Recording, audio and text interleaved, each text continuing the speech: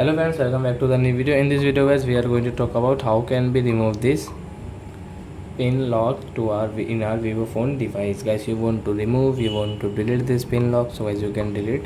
And guys, now let's see how to delete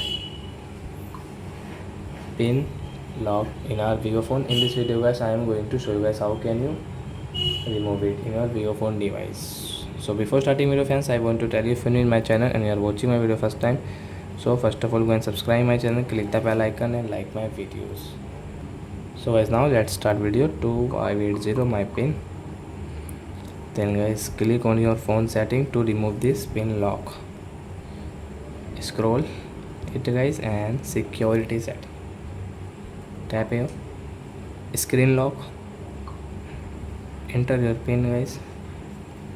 Guys, you can see swipe and guys none option, so as you can choose anything. So as you can we will click on guys this none, and guys you can see delete, then guys delete.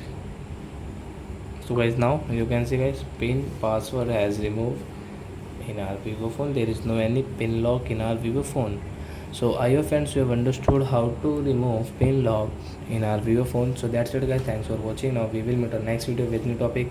Before going guys, please go and like my video, subscribe my channel. Bye bye friends.